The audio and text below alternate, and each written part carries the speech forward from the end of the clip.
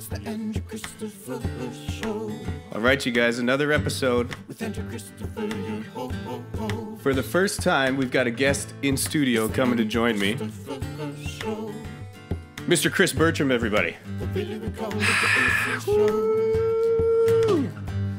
Yeah, we really call it the AC Show. My man. Really call it the AC Show. Good to see you. How you doing, my friend? I'm doing great. How are you, Andrew? Fantastic. I like the that AC song, show. by the way. Yeah, I did that right here. Really? The story about that, I did it just like 5 different tracks on the guitar. Played the drums on the guitar, kind of little whatever. And It sounds like you had Tenacious D in here helping you. I like that, actually. That's a good... yeah, I appreciate that.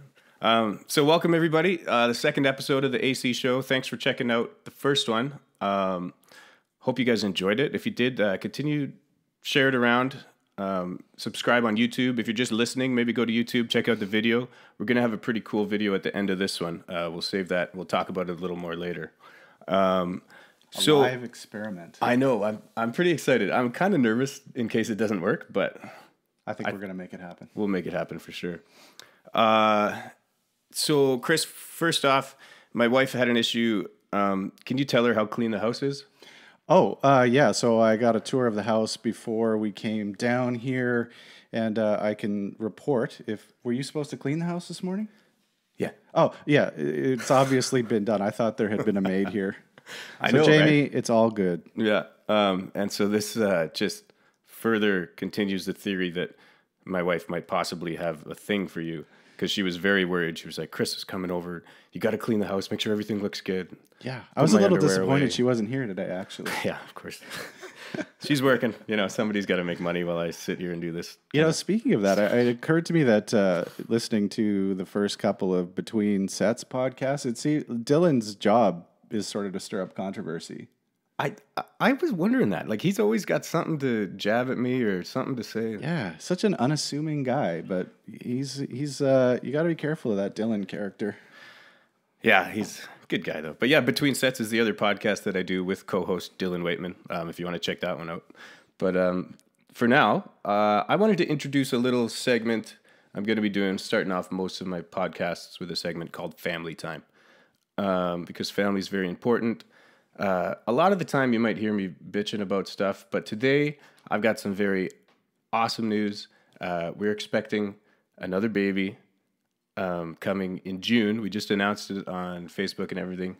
So we're pretty stoked about that. Pretty Unbelievable. Happy. I know. Congratulations. It'll be our third, and hoping for a boy this time. Is it too soon to make a joke about Jamie and me? Just let me enjoy this for a little longer anyways. Gotcha. That's amazing news. Congratulations. Thank you very much. And we're actually going to find out on Sunday. This will be released on Sunday. And as you're watching this, we'll probably be finding out if it's a boy or a girl. There's going to be a gender reveal party? Yeah. We're going to do the golf ball thing. Oh, nice. You know how you get a pink or a blue exploding golf ball? Yeah, I like it. By the way, so I should say that I know that you're saying this publicly maybe for the first time, but you kind of let me in on the secret a little while ago. So I actually took the liberty of bringing you your first present for the youngster. Did you? I did. That's awesome. So, Oh my God. for the people who are listening and not watching, I decided to bring in a little infant Calgary Flames T-shirt with the one and only Johnny Gaudreau, the greatest hockey player in the NHL. Yeah, Connor McWhat. Yeah, it's Johnny Gaudreau, and I figured that you don't want to saddle another child with a life of misery. So you might as well get them off on the right foot and get behind a team that might actually give them some pleasure in their life. This might actually work well, because we were going to go with the cloth diapers. So I'm sure we can pin that up some way. Absolutely. I appreciate that, though. Thank you very much. Yeah. I do respect what Johnny Gaudreau is doing. This is pretty incredible. Yeah. And I'm just stoked because it shows that someone like Elias Pettersson can take over the league and dominate when he's only 150 pounds. Have you, as Canucks fans, figured out yet how to pronounce his last name properly? Because is it Peterson or Pettersson? I'm hearing both, and shouldn't we sort that out before we start anointing him as the next Wayne Gretzky? It's Pedersen. I think it's got to be. Okay. I think that's what he said in an interview. He was like, "Hey, Canada, it's Pedersen." He's such a cool guy in those interviews. Yeah, He's such a funny, like very subtle, but takes little jabs. He's like, "What are you talking about?" Yeah, I think he's good. I think he's good for your team, but the Canucks, I know we've had this discussion before. They are legitimately my least favorite, not only team in the NHL, but maybe professional sports franchise. Well, What's it like to be a Canucks fan? Man, honestly, I'm feeling pretty good this year. Yeah? I do. I see a lot of promise, a lot of, obviously, Pedersen's dominating out there. Yeah. Like pretty much most games, he's the best player on the ice, if not second best, Yeah. Maybe if he's playing Johnny Hockey, but He's a good player, but I could see it in your eyes, the same look I see in most Canucks fans. There's a trepidation there. There's an uncertainty there.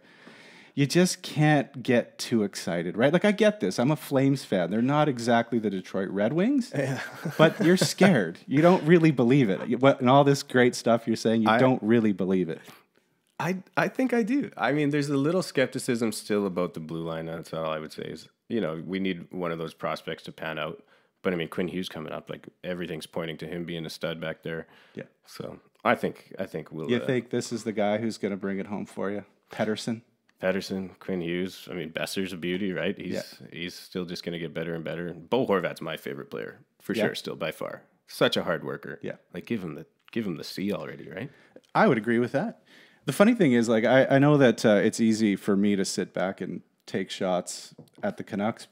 Just because you guys are having a good year. We're having a good year. But I think more than that, I think the thing that I always debate with Canucks fans about is, as a Flames fan, like I grew up in Calgary and I was in Calgary in 1989, the year we won the Stanley Cup. Okay, yeah. So you got something we to cheer have about. that, right? Like Not like Dylan and his Edmonton Oilers when what have they done since he's been alive? But I'll tell you that he's got a point because something happens to you when your team wins the Stanley Cup.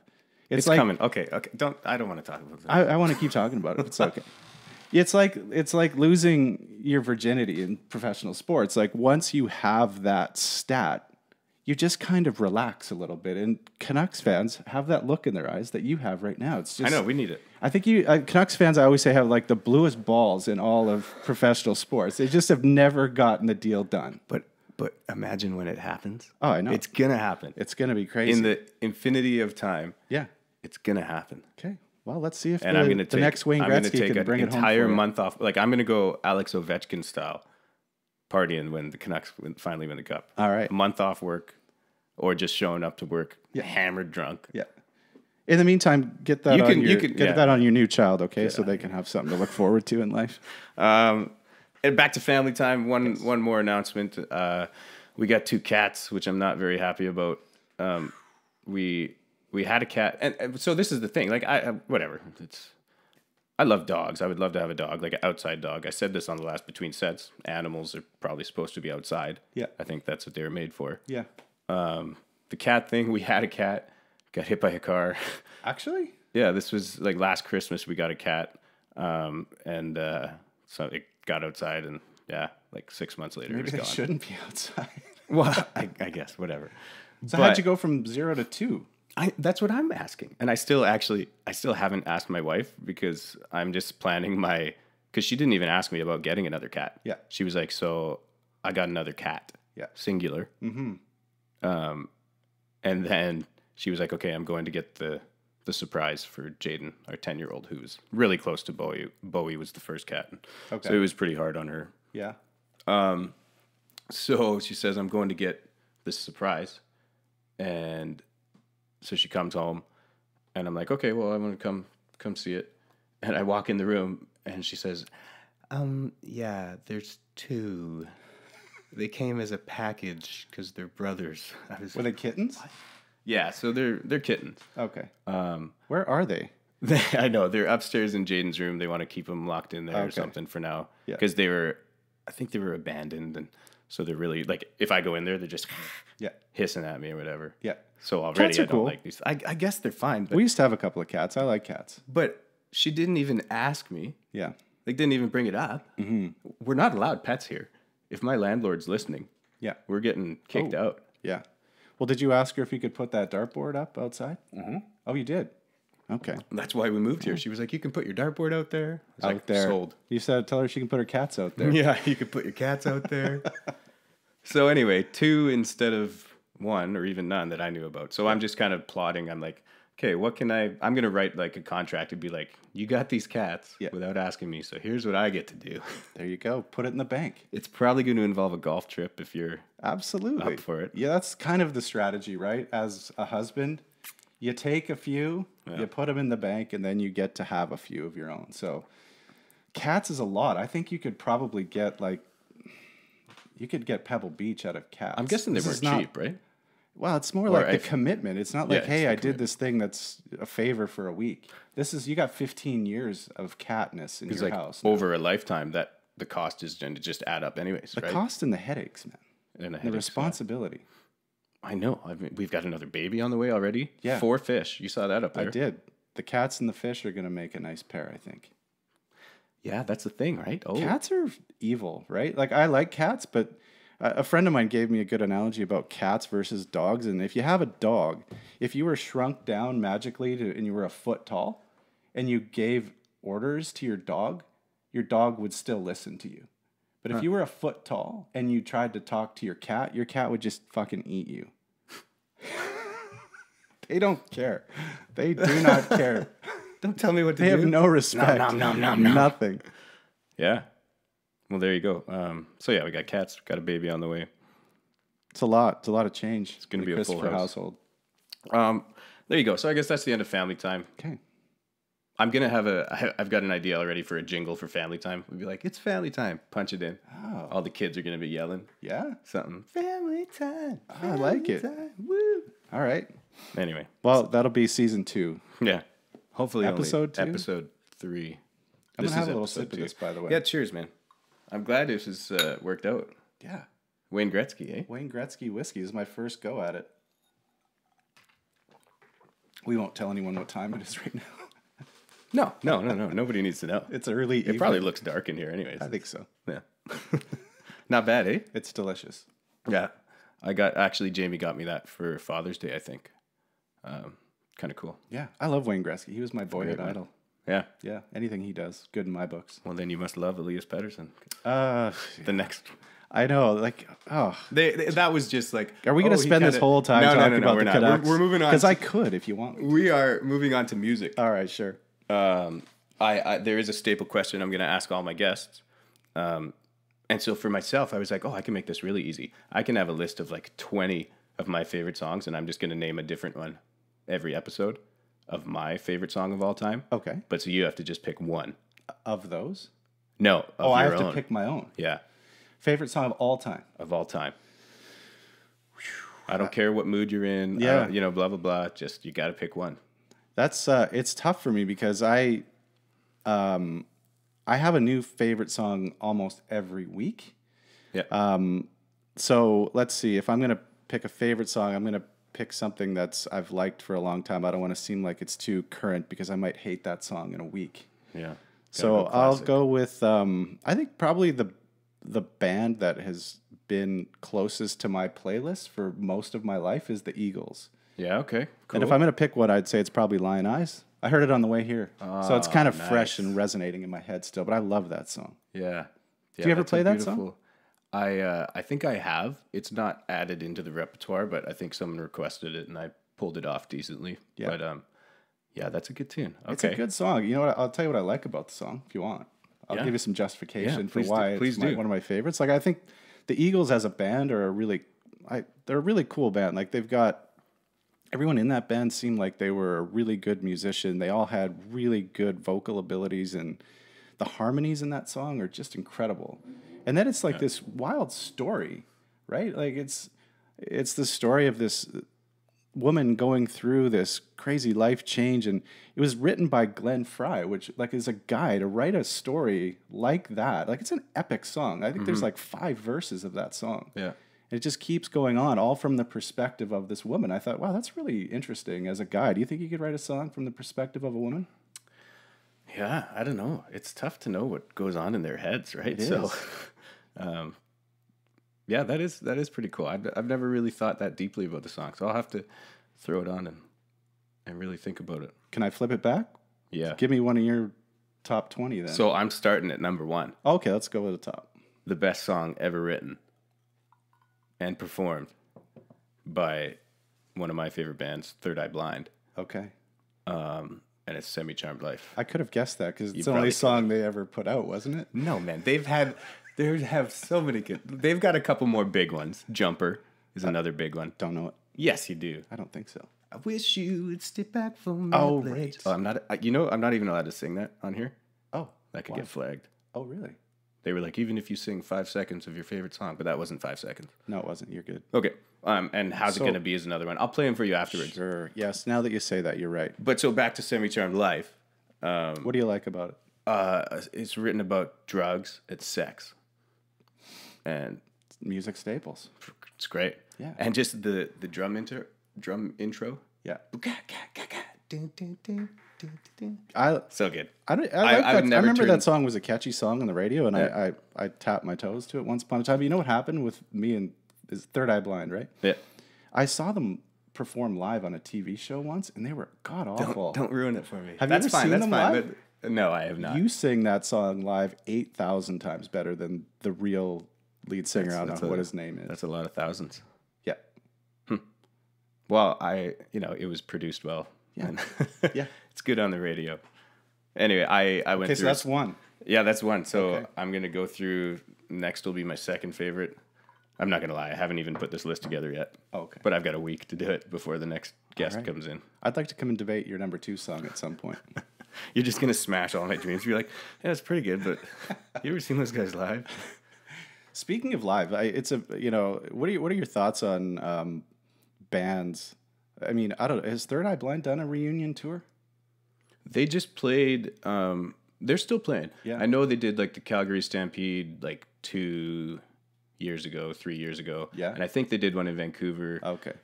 So they're still doing their thing. What do you think about bands still doing their thing? Like my mom literally went to see the Eagles 2 weeks ago. I think it's fine. It's like it's their job, right? They got to keep doing their thing. Otherwise, what else are they going to do?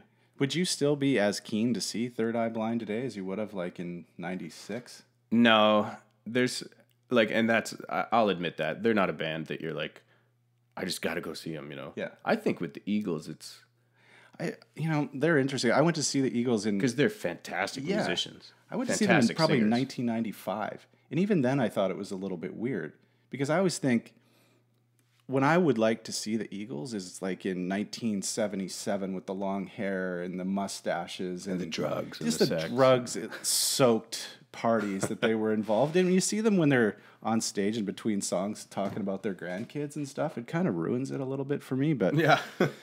I don't know. I can see that, I guess. Yeah. But, well, there you go. Favorite song? That's the other segment is the best songs of all time. So we got Lion Eyes and Semi-Charmed Life. Asterisk next to that one. I don't know if you saw this, what I wrote down. We're going to get into a bit of Christery here. Oh, no, I didn't see that. Chris Bertram history, a little Christery. I like it. Play on words. So you already said born in Calgary. Actually born in Toronto, oddly enough. Oh. And then moved to Calgary when I was a youngster. Yeah, how young are we talking? I was 7 years old. So you should be a Leafs fan, I think. In fact, Were your parents a Leafs fan? my very first NHL game was a Leafs game. Yeah. And my great grandfather actually played for the Toronto Maple Leafs. I don't know if you knew that. I think you might have mentioned that. Yeah. The very first year that the Toronto Maple Leafs were ever actually a professional franchise, he was on that team. That's awesome. Yeah, it's a cool story, right? Yeah. So yeah, I can get behind the Leafs. Still a soft spot. They've been so bad for so long. If they went to the Stanley Cup this year, I would be all over that bandwagon though. Yeah. Totally. I'm fine with that. I'm fine with bandwagons. Like it's fun. That's Totally. what sports are for. Yeah. Like Seahawks, I jump on the bandwagon anytime. Yeah. I was never a diehard fan, and then they were doing well, and I was like, sweet. Yeah, I have They're a just Golden down the State road. Warriors jersey now. Like Now, don't that's even get me bandwagon. started. yeah. Oh, don't tell me you like LeBron. That's bad. No, I just Golden State Warriors. Oh, they're so easy to love. Oh, man, let's just keep going here. Okay, we'll talk basketball at a different time. Little Christery. 7 years old. You moved to Cowtown. Yep. What happens from there? Well, It's been a long time since then, Andrew. I guess. But we'll fast forward. I grew up there. I went to high school there, and then I moved out of Calgary because I'd kind of had enough of Calgary, and my friends had all moved out to a group of my friends had moved out to Vancouver. We played a lot of lacrosse when I was a kid, hockey and lacrosse, and we were all pretty decent at lacrosse, and but there wasn't a lot of past about the age of 16 organized lacrosse. So a few of my friends decided, hey, we're going to move out to Vancouver and try out for a junior A lacrosse team. So they did that and they made it. They played for the Richmond Outlaws and they said, you guys should come out too. So the next summer, a couple more of us went out, ended up trying out for this junior A lacrosse team, made it. Yeah. Lived here for 2 years, 2.5 years. You played junior A lacrosse? Yeah, I did. Right on. Yeah. Little known fact. I know. In the Christery. Yeah. But yeah, I did. And then at some point, I was getting into my early 20s and kind of always knew I wanted to go back to school at some point. And, I just decided that it was time when I finished playing junior that I wanted to maybe pursue something different, and got back, went home to Calgary and enrolled in university, and ended up going down to Las Vegas and went to UNLV for 4 years. And okay. And then, did you go to university in Calgary? I did. I went to Mount Royal. Okay. And then you went down to Then Vegas. I transferred down to the Runnin' Rebels, UNLV. Yeah, UNLV. Yeah, and then went from there to Simon Fraser, moved up to this part of the world. You did a lot of schooling. I did 10 years straight. From the time I moved back to Calgary, I went for 10 consecutive years and ended up with a PhD in 2002, I guess. I feel like we're pretty similar, a lot of similar interests. Yes. We both love sports, music, hockey, golf, right. Whatever it is. We're both pretty good looking guys. The biggest difference is... That goes without saying, I think, or showing. I suck at school, and you must have been pretty good at school. Interestingly enough, I sucked at school too, really? Andrew. Yeah, when I graduated from high school, I literally graduated with probably about a 50% average in grade 12. I barely squeaked out. Yeah. So, and I killed it through high school. Not just a good predictor. I mean, it was in Agassiz. Yeah. But so yeah, I was A honors all the way through. Really? And then, yeah, I thought that was pretty easy. I don't say it like that. You're a smart guy. I'm not surprised. I guess, but then that. Got to college where I met you. Yeah. And I was just like, can't do it. Cannot concentrate. Can't put my mind to this. Yeah, and I was kind of the opposite. I really, when I was 16, I just was all about hanging out with my friends and meeting girls and just doing other things. I just kind of lost interest in going to school, but I always knew that I could do it. I just didn't ever feel like I had the inspiration or the drive or really a purpose for it. And then, once I decided that I wanted to do it, and which is when I got back into school and went to university when I was, I think, 21, I started really like earnestly. Here's another story. I went to Mount Royal straight out of high school for one semester and flunked out. They kicked me out. My GPA was 0.6. Oh, I always tell people that story too, because, when I tell my classes that story now, so I teach now and have been for 17 years. And, it's not necessarily about, having this sort of fixed ability to be good in school. It's all about work and perseverance. I think that's true of most things. So yeah. So this is perfect because now we're at the time where I enter your life. Right. We've gotten to, you went through school. Yeah. I get my first faculty gig. Working at the University College of the Fraser Valley. Right. Still at the C back then. Yeah. I didn't know... I think I met you first through the golf team, and then I went into your classes. Right. Yeah. So, I was teaching at the school, and then a really strange series of events happened, and I was friends with our athletic director at the time, who happened to be a Calgary Flames fan, by the way. Yeah. What was his name? Mark Kozak. Mark Kozak. Yeah. His ex was married to someone who was in the Flames ownership group. So every time the Flames would come to town, he'd get these really sweet tickets. So he used to take me. So we were pretty good friends, and he didn't like the golf coach. And so right before Sheldon, right? Yeah, right before you guys were going to your first tournament, they got into a big blow up, and he fired him. And so I didn't even know this. I didn't know what happened. I was like, I got on the team with this guy, and now this new... Yeah, and so he asked me, I think over a couple of beers one night, I didn't have kids yet or anything, and he's like, I know you're really into golf. You've got this golf research lab, and, I just fired the golf coach. Would you be willing to, chaperone the team to their first event? And I said, sure, yeah, that sounds like fun. I like coaching. I'm kind of into that stuff. I really like golf, so yeah, I'll do that for a weekend. Why not? So I did it for that weekend. That's where I got to get to know you, and then I'll tell a little bit of the fast forward. Later that year, he was fired by the university. Yeah. And so I just kind of became the golf coach. Yeah. Yeah. So It was awesome. Yeah. I speaking of your illustrious collegiate golf career, I looked up your stats. Oh, no, you didn't. I did did you? so, yeah. I Do you want to know what your tournament scoring average was in the 05-06 season? Oh, man. Guesses? I guess. I would guess like 82. Yeah, 82.6, I think it was. Okay. Yeah. Yeah. Yeah, 82.6. You started a bit. What a good guess. Yeah, you know yourself. There you go. I figured you'd probably say like 72 or something. No, but you were I honest knew, with yourself. I knew I was not that good. I always say I got in at the base camp of the team when you guys were just starting to get good. Yes. And so Our scratched team in. that year was sort of about having fun, and if there was an award get for at who that. had the most fun, that would have been you. So you were the face of the program in our sort of more let's have fun on the road kind of years. But Yeah, that was awesome. But yeah, so you were 82.6. You started the year, I think, with an 85, 86 in the first event that I was coaching at. And then we had a home event at Chilliwack that year, and you cracked 80. You shot 79. Yeah, I did. Yeah, I was pretty happy. And then you with were that. on a really nice trajectory. The scores were coming down. Then we went to our last event, which was in Nanaimo. Mm-hmm. And you fired a 92 on the last day of the season. Yeah, I that's think you not just good, ran is out it? of gas. Yeah. Maybe a big night before or something. Yeah, you know what? We still won a bronze medal in the conference. We did. Yeah. And we got to go to nationals. We did. Like, that's what I was all about. I was like, I think I could get a couple cool trips out of this. Yeah. You know, play some competitive golf. Yeah, we which went I out never to really Windsor did. or something, right? Yeah, we went to Windsor. Yeah. And then we went down to Vegas. Yes, we did. That's right. Played some nice golf courses down there. Yeah, we did. I think we went to a baseball game too, didn't we? Yeah. I don't have the greatest memory. I've got a lot of songs up here. Yeah. And so that takes over everything. So you would definitely remember a lot more about my career at UFV than I would. Yeah, like I remember you didn't like to practice a whole lot. More of a field player, right? You were more of a field player, as I like to say. Yeah, you just kind of got out there and hit it. You just hit it and chase it and go hit it again. But you were having fun. Still and do. Yeah, that was the thing I remember about you. You always had a smile on your face, no matter if it was going to be a 79 or a 99. You were having fun. You like to have fun. The one I remember, and maybe this is vaguely in my memory. I know we ended up at a bar. I think there was a bar underneath the hotel we were staying at. Yes. One night. And I went down there with, Corey Timar, Paul Hickey.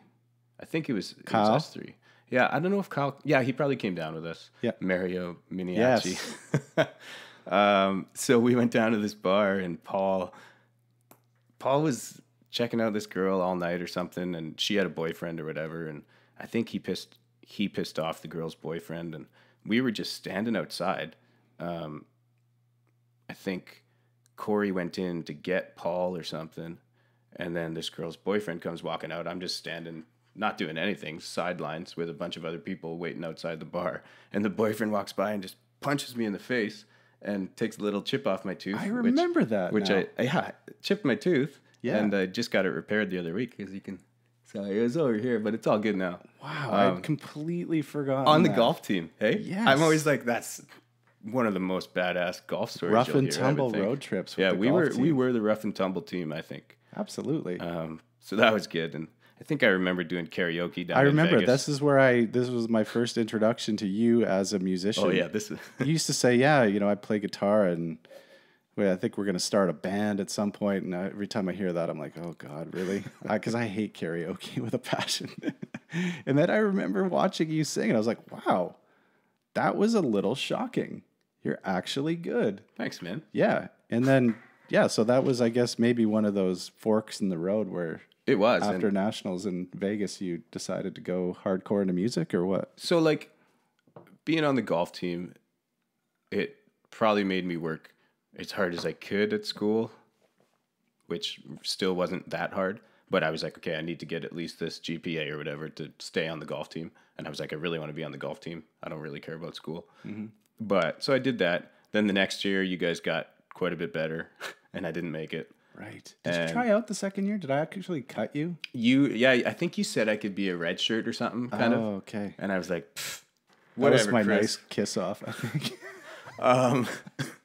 So yeah, I didn't quite make it. They started up like a club hockey team. I played on that, and we had a few good times. We traveled around a little bit, made the hockey team, but then just started going downhill, and then I joined this band, Yeah. Pardon My Striptease. Yes. And so that started taking up a lot of my time. Great name, by the way. Thank you. What's the story on that name? They said they were just looking at the TV guide, and it was scrolling through. They had the name before I joined. Oh, okay. And it was Pardon the Interruption, and I think there's a movie called Striptease, and they kind of threw it together. And when you can abbreviate it PMS, that's pretty catchy. Yeah, at least it's catchy that way. Yeah. Nobody could get Pardon My Striptease right, but they remembered PMS. That's it. So I joined this band. It was taking up a lot of my time. If I was in class, I was thinking about the gigs or thinking about songs or writing lyrics and stuff. And so I would sign up for whatever the minimum is. I think you have to sign up for 4 or 5 classes. And 3. by the end, I would drop 2 of them. So I guess by your knowledge, that would put me down to like 1 class I was actually going to, just barely scraping by so that I could get my student loan check. Right. And so that kept coming in. And pretty much one semester, I spent my whole student loan on this trip to New York with the band. Yeah. We actually played at Carnegie Hall. What? Yeah, you didn't know this? Actually, you probably, yes, you I might do recall remember something. this now. It's not. We played. So one of the guys in the band had a teacher at college who played the kayagum, which is a traditional Korean instrument. So she needed a band to back her up at Carnegie Hall. So these guys were playing music with her. It's all coming back to me now. And then I got to sing a couple songs out there, but we just took the trip to New York and sightseeing and stuff. And so I spent all my student loan on that. And then that's eventually so cool, though. You played Carnegie Hall. dropped out. Yeah. I just watched 2 nights ago. I watched a Dan Mangan concert from Carnegie Hall. Yeah. What a cool venue that must be. Yeah, it was pretty sweet. It was yeah, we had a good time out there. So from there, where does it go? So from there, I think I was in another semester and again dropped out of a couple classes, was down to like 1 class, and then I was like, obviously this isn't for me. Stop wasting time and money, and just kind of got a decent job doing support work with disabled adults. I was doing that for like 3 or 4 years as I was still with the band, and then the band thing kind of turned into me doing more cover gigs as a soloist and starting to make some money doing that. Where did your love of music come from?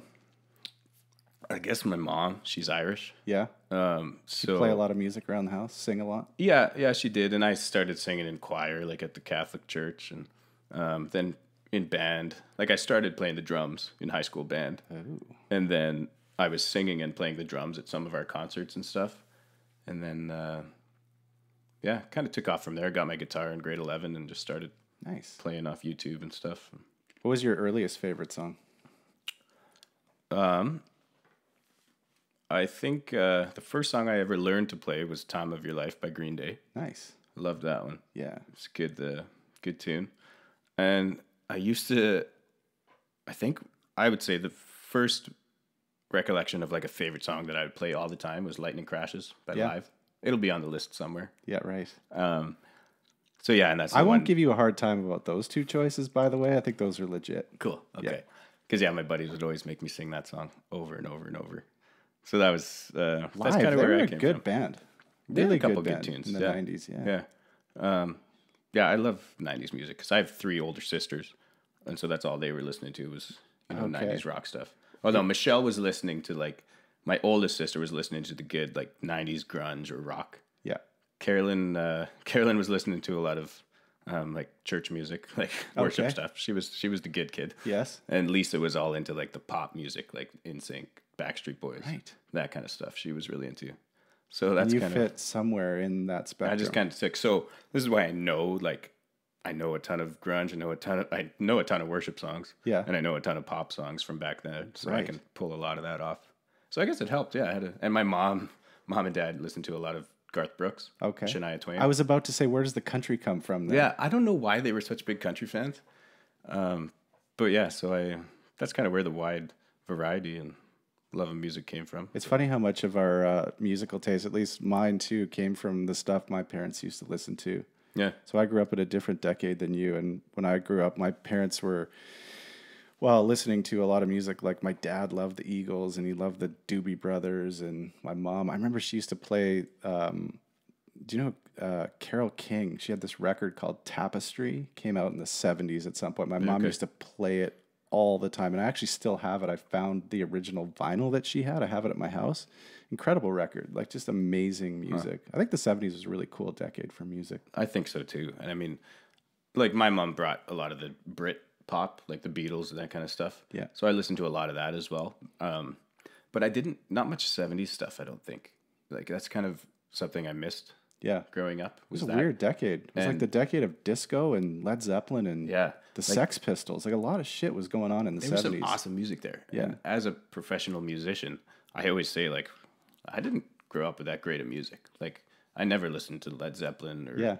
But you had the 90s. That was a cool decade. It was pretty cool. But I was more on the radio pop stuff. And, and now I'm getting more into these like really cool bands, like musical bands. Right. Which, being a professional musician, a lot of people would think, oh, he must be into some really good music. I was like, I wasn't really. Yeah. Now I'm getting Third into Eye like, Blind as a case exactly, right? study. Like me, I was like Third Eye Blind, Our Lady Peace. Right. You know, Sugar Ray, these kind of like pop bands that aren't really that great or musical. But now, speaking of 90s, I know you're really into Dave Matthews now. Yes, now That's I'm like finding actual 90s. You know, musical like geniuses like Dave Matthews or like Led Zeppelin stuff. Like I'm really getting into that stuff now.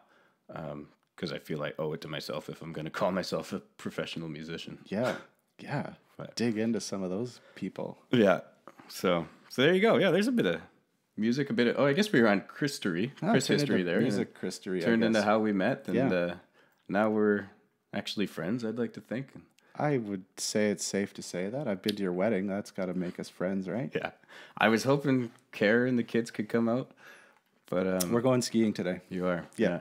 Oh, let's fire this up. Let's try calling Frank. It's your buddy Frank's birthday. The reason we're going skiing is my buddy Frank Bryce. It's his birthday. Yeah. And I'm not sure how old he's turning today, but we're meeting him up at Hemlock, a.k.a. Sasquatch, for a little night skiing tonight. So we're going to call him, and no matter what happens, we're just going to start singing. Okay. Happy birthday, because it's his birthday. I have to sing? Yeah, we can back off a bit so it's not too loud. Should we harmonize? Honestly, no. If he picks up, we just start. If it goes to voicemail, just start. Are you gonna say Happy birthday to you? Happy birthday to you? Happy birthday, dear Franklin. Happy birthday to you. Hey, Frank. That's beautiful. You're on the podcast. I'm on the podcast. Thanks, boys. I got Chris Bertram live in studio here, and we thought we should give you a call.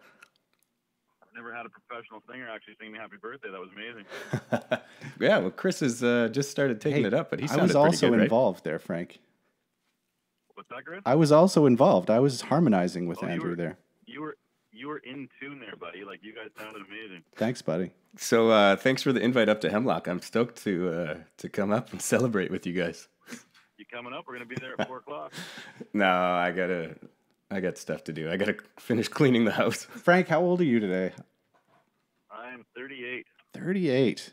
Never kissed a girl. No. Oh yeah, little hip. I love the hip Never too. kissed a girl. Yeah. Well, man, we just wanted to make a quick call to say happy birthday, and hopefully we'll get you out here, on the podcast sometime. Yeah, I'll be out there. I'll be seeing you next week, so maybe we'll do it then. Buy you a beer tonight, buddy. Okay, take it easy, man. Okay, bye. All right. Nice work on that song, buddy. That was good. Yeah, that was pretty It's good. not the first time we've sung together. I've gotten up drunken with you and Dylan before. Yeah, at that white party, hey? Yes. Yeah, that's a good time. So back to a bit of the golf team. What's going on these days with it? I mean... Oh, just a little thing called the best team in the country. Yeah, you guys have... How many national championships have you won? We got 5. You have 5? 5, yeah. Ever since I left, pretty much. Yeah, I mean, that was rock bottom. Yeah. I'd like to call it ground zero. Yeah, it was the turning point. Yeah. Yeah, it was where we realized that we needed to get serious. No, so after that first year, and I became the golf coach, we just I made a decision that if I'm going to be the golf coach, I'm going to try to do something and actually get serious, start recruiting players if I can, try to get us a better schedule. And that sort of started an arc that has kind of been on the rise, I guess, ever since then. And, so right now we're defending national champions and ranked #1 in Canada, which is really, really cool. And I never feel thought like we'd get here. You just started doing stuff that no one else was really doing on like the training and all this new technology that you started implementing. Is that right? Like Well, you had part of it was like I said, I'm golf not a lab. golf professional. Like if anything, if I'm a golf pro at all, the pro part stands for professor. So I had a research lab and we had launch monitors and we had a bunch of other stuff that the players got to use a lot. But frankly, I think the biggest piece to the success is that we just happen to live in this really crazy area where there's a lot of really good players. I mean, we have 2 guys from Abbotsford on the PGA Tour, and then behind that, there's just a whole bunch of really talented golfers that happen to live and grow up in this area, and they wanted a place to play golf, and so we started getting serious about our schedule and giving them better competitive opportunities, and that started a bit of a ball of momentum where now I still don't recruit a whole heck of a lot. Occasionally, I get out and try to lure players here, but they are coming to us now, which is really pretty awesome. They call and say, what do we got to do to get on this team, and makes my life pretty easy, actually. Yeah, that's sweet. One of the newest things that I'm assuming, are you starting to bring this over to the golf team, or did it start at the golf team? You're talking about the drone? The drone and this, you're studying of flow state. Yes. Can you explain a bit of that, like starting at what flow Sure. state is? Yeah, so my academic area, so what I teach at UFV and what I do research on is something called human motor learning. And if you don't know that term, that's not surprising. I don't think my mom still to this day really knows what I do. I think I took a class and I don't know what it is. Yeah, right. So to just use a different bit of language, it's skill acquisition, how we learn stuff, right? So how do we learn things, and then maybe what can we do to get people to learn more quickly and more optimally. And one of the really cool new areas of study in learning is that if we're in a flow state, we learn at a really accelerated rate. And then we also, if we're in flow when we're competing, we tend to have a better likelihood of success. And so that's the area of flow and flow states is something that I'm super, super keen about. And we've got this new piece of technology that kind of allows us to tap into it. But to answer the question, what is a flow state? I think everybody probably is familiar with what it used to be called, which was the zone. Mm-hmm. So if you're an athlete or a musician, let's say, you're probably pretty familiar with the concept of it. Like, I'm sure you've been in the zone or flow states many times in your life. Everybody has.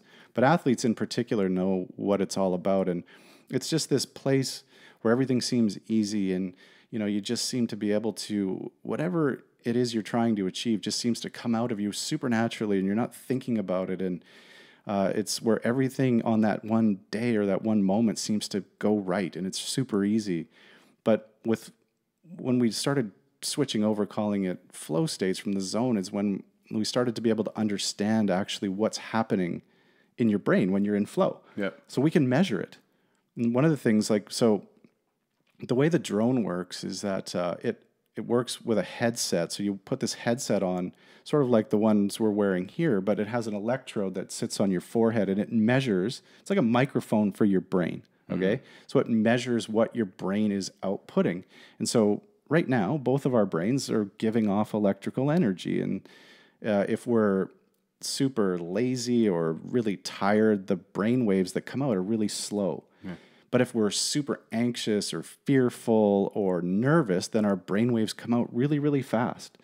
So where flow exists is somewhere in between there. And there's a very specific bandwidth that flow states exist in. For anyone who's interested, it's between about 8 and 12 hertz, or cycles per second. So how many of these pulses are coming out of your brain in any given second? Then what they found is that when people are in a flow state, it's between about 8 and 12 hertz. Wow. Yeah.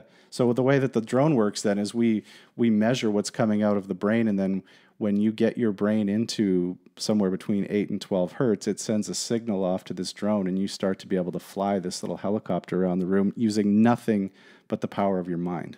That's unreal. Yeah, it's super cool. So is it kind of like, obviously you can't be thinking about a million things at once. No. You've got to be focused. Yeah.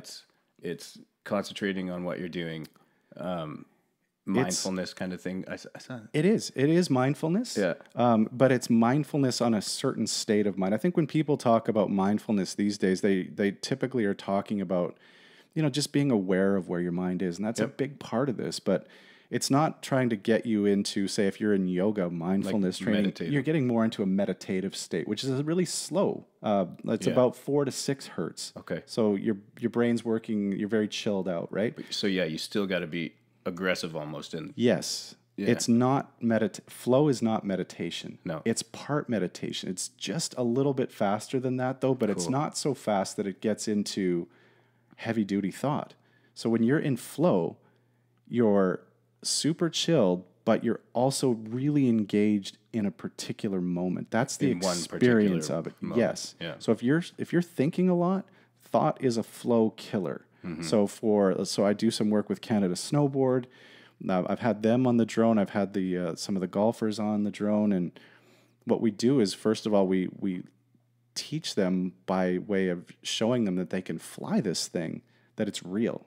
yeah. So, one of the cool. biggest problems with mindfulness and flow states particularly is, if you're super excited or upset or pissed off about something and someone says, you know what, buddy, just relax.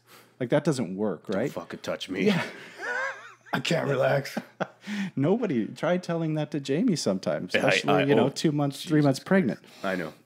It doesn't work to just say, hey, why don't you just relax, babe? Yeah. Because most people don't believe or know that they have some control over what's coming out of their mind in a given time and place. What this shows you is that, holy shit, this drone is flying, and I'm doing that because I'm in a certain state of mind. Yeah. So we start there, and then we try to stress people out, and then say, okay, now you're stressed out. Get back Flick to the the drone zone. on, and I'm going to start counting now. Let's see how long it takes you to get this thing back in the air. And once you've trained with it a little while, it's like 5 seconds. And then you're like, wow, you see what you did there? You went from anxiety and stress and fear, which is only one state of mind, into another one. And you can choose.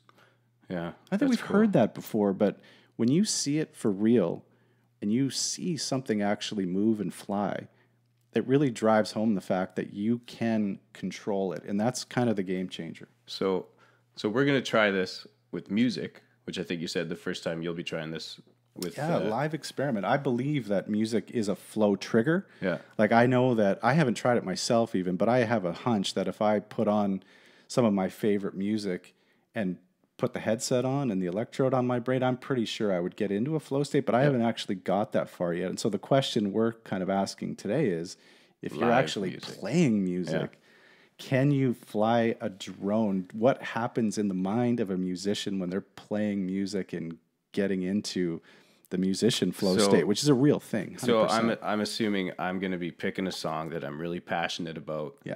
That I really dig, and it's going to have to be an original song. I think that'll be the best way to do it, and then it helps on. It's not going to be Third Eye Blind. I don't think we're going to fly. It's not going to be Third Eye Blind.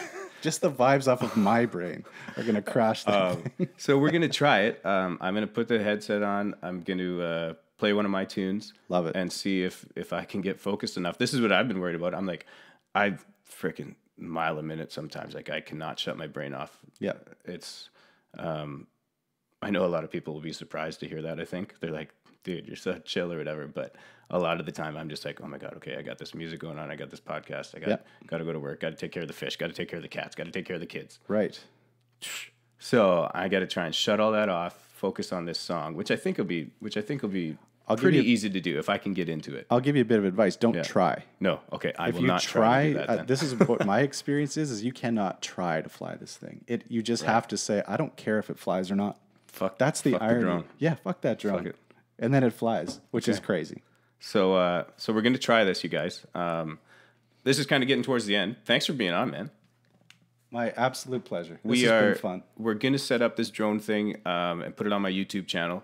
So if you guys are just listening on Spotify or Apple Podcasts or whatever, head to my YouTube channel. Just search Andrew Christopher. Subscribe if you don't mind. And then you'll find the drone video. Hopefully we get this thing flying. And I'll be back next week with someone else, I think. Or it might just be me. Hopefully I can find something. This is going to be tough to live up to. I think we went a pretty long ways Dude, here. you're natural at this. You're going to kill it. This is going to be fun. Hey, you think you could help me get Lepp or Hadwin on here or something. Oh, you want a professional golfer now? Yeah. Well, I mean, I got the coach now. I just want someone kind of famous. Well, Hadwin's a bit too famous right now. He is, He's really killing it out there. But Lepp would be an James Lepp. He's a interesting good guy. conversation. Yeah, I think we could have a good time. Oh yeah. Okay. But nonetheless, thanks, Chris Bertram. We'll I guess we just shook hands. Hey, damn, that's gonna make the video look real awkward. But we'll leave you guys with this. It's been the AC Show. Subscribe on YouTube, Spotify, Apple Podcasts. Let's go fly that drone, man. Woo! With Andrew Christopher, your host. It's the Andrew Christopher Show. Every Sunday on YouTube. But really we call it the AC Show. Yeah, we really call it the AC Show. Really call it the AC Show. Yeah, It's the AC Show. It's the AC Show with AC, your host. Check it out. Dude, that was awesome.